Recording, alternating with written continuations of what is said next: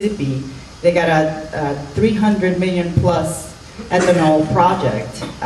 Things like that that just I would like to see us get in our community.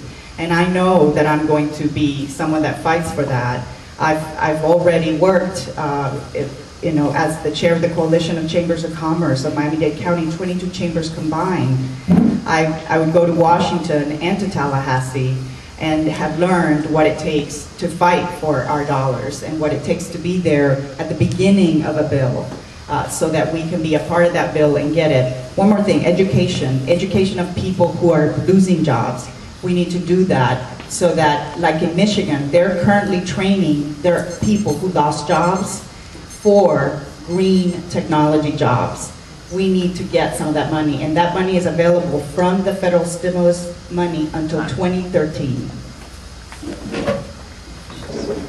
I believe your question is about a prediction for energy production into the future.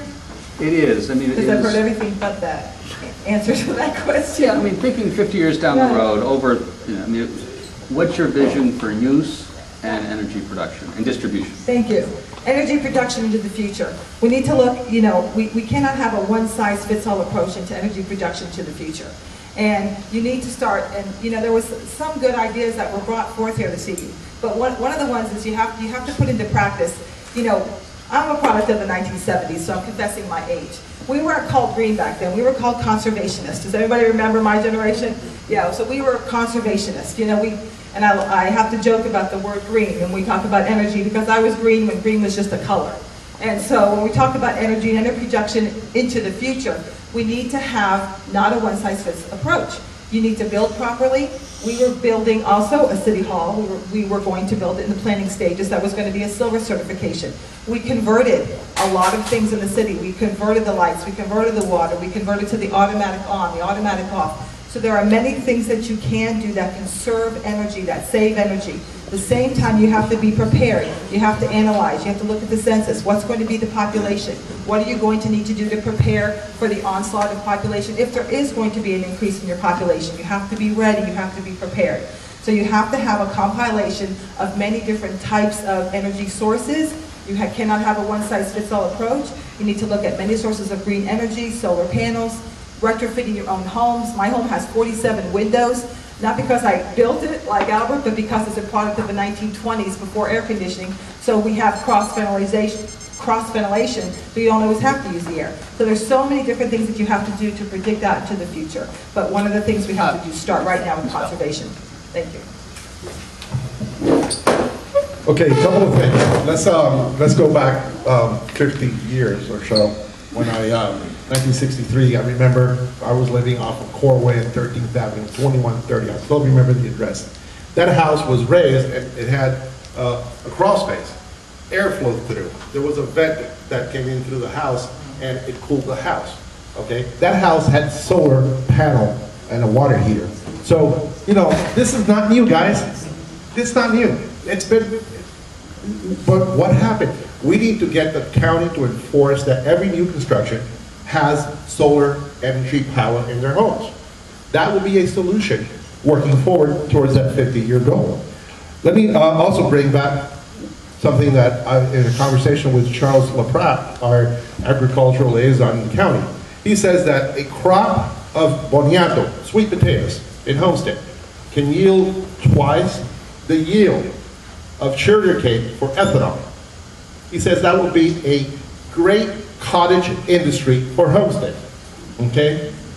Why are we doing that? Why are we providing the incentive for our local farmers to grow boniato and be a major producer of ethanol? Brazil got the message and became totally energy self-sufficient. That's what we need to do. We have to have that leadership that brings these questions into the county and we provide results. Can I have a comment? Sure. We need to encourage people to adopt different forms of energy. We need to encourage solar power. But the minute you begin mandating, what you're doing is you're adding a big, huge layer of cost to people who can't afford it. So if you're going to begin mandating, then you need to provide the funds in order for, you can't just have an unfunded mandate that's passed on to our residents. So you need to have other sources, so you have to be careful. And by the way, they are growing boniato in Homestead. They are doing it. But not for ethanol. They are doing it right now for and also consideration of ethanol. Yes, yes. All right. Who else would like to give everybody else a chance to follow up? Linda, yes, and Abdullah, I respect you a lot, but I was going to challenge the same thing as Linda. I was going to describe really what the issue here is. If you go ahead and say, you pick your winner, we're going to mandate solar, you know, you're closing off the innovation that should happen. I don't believe that it's our job to predict the energy uses 50 years down the road. I think it's our job to promote the innovation and experimentation that can find those methods. I think that they're there. Many of them, Abdullah, as you said, are things that have been done in the past. Others are new. We need to make it easier for that to happen. And this is back to where we were with permitting. And this is something which is very much in the domain of what Miami-Dade County does. You have to make it easier to do new things. The stuff that we are working on with Katie's office and with Sean here is to allow you to have a structure, a green structure built the same as our house, which had a single Miami-Dade County NOA, which is a big deal. That means there is one inspection when you're done, and it can be truly easy to build something. If you do that, they will come. In other words, the market will be there to do a lot of experimentation. Does anyone else would like to follow up? If we could, try to keep these at about a minute. Well, you know, I think one of the important points here that needs to be brought into one of the earlier comments is you can't limit yourself, as you were talking about, you just can't pick a winner and go with it. But at the same time, too, we talked about a huge investment in one, which was the nuclear plant.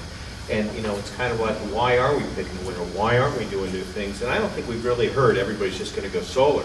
But what we have right now is a tremendous opportunity to do that through the PACE program. PACE also allows you to do other retrofitting of your home that's not just solar but also saves. But also you need to stay flexible on things for the new technology. And if we just pick a winner and go with it, the problem is you don't have that flexibility. You know what, 50 years from now, you know, we may have wind power. People will tolerate the sight of the windmills in their area.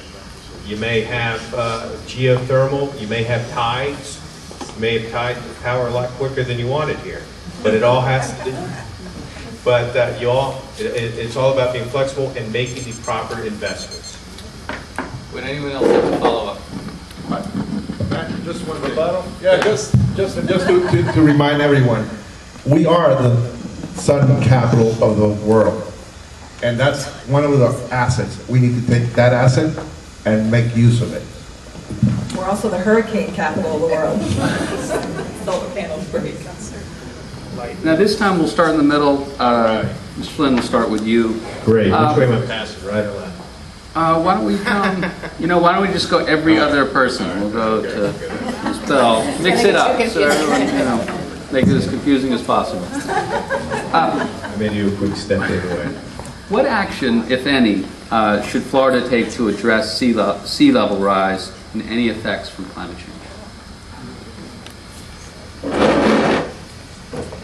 The state on its own can't do much. I mean, we are a big player in the world. We need to lead by example. It's important who we send to Congress. It's important as to the actions we take to, we can do all the conservation in the world here in Florida. And, when the Brazilian rainforests go, there's a worldwide problem there. So, I think the only thing we can do is show leadership. I think that we've got to maybe push ahead harder to bring the new technologies. We've talked about green-collar jobs. We've talked about I think the way to show it is we've got to show the positive economic impact. People follow the dollar. So if we become the leaders in the green technologies, if we bring down the greenhouse gases by promoting, and we show people that they're better for it, then you should have the spillover effect. I know people are even questioning where sea level rise is real, but I don't want to find out the hard way. But it's a tough question. What are we going to do? We can't change the behavior of 49 other states, of every other country in the world, and all that impacts back on us. Why don't we go over Ms. Bell? Florida is very unique in that we're so flat at sea level. And one of the things I've been doing a little bit of research on is that I discovered that the U.S. Geological Service is doing a study right now. They're looking at sea level. They're trying to create a hydrology model that's going to have affect surface flow, groundwater flow, and it's going to be peer reviewed, and it's going to be available in 2011. And so once we have that peer model, and that peer model being reviewed, we can actually discuss solidly on what measures that we can take in order to address these issues. And so, when you take a look at other cities, when you take a look at other states, Florida is unique in that we're uniquely situated in that we are at sea level. So I don't care what side of the issue you fall on environmental issues.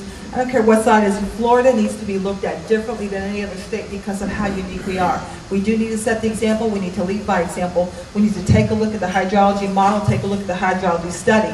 And let me tell you, if the UDB, when we talk about the urban development boundary line, that is going to, if anything has to be adjusted on the UDB, it's going to be for the protection of the water, for the groundwater flow, for evacuation, for the canal system. That's the only time that we should be discussing the urban development boundary line, based on the hydrology model, based on the results of 2011.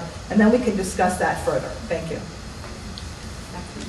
Why don't we come over here, Danny, we'll just hop over. Make it, like I said, as confusing as possible. All right. We'll follow the leaders. The American public has been responding to these concerns. We see people driving smart cars and smaller cars, and this is a good thing. It shows that there's a social consciousness about all of us. And so we're taking measures that we're being made aware of as far as it concerns the ozone and emissions and what might be contributing, among other factors, to the rise of the sea level. It might be very naive thinking, it might be somewhat passive thinking, but I'm not concerned in the long run. And the reason I say that is that even if, as it may be projected, whatever it is, say 70 years, 100 years from now, they say we may be underwater, 70 years, 100 years from now, we're going to have new technologies. And we'll address those as time goes on, things that we can't begin to conceive of. That's why we have brilliant minds that think ahead, the Jules Verne's and such, to be able to get that. Maybe it'll be some sort of, there's no way to know because we can't conceive of that right now. But I'm just not concerned in the long run that it could be a real catastrophic problem because we respond to things. And we'll see what happens. Now let's just go all the way down. Done with this, man. Our community has to have leadership at the local level, at the state level, and at the national level to allow and let Congress know, and also whatever participation our government, our federal government has in global forums to ensure that we're protected. It is unfortunate that these environmental issues are impacting us. We, as Linda has stated, we are at ground level. There's not much room. We dig in our backyard, and we can get water come up immediately. So I think that congressional leadership, federal leadership, and state leadership is important, and it has to start at the local level.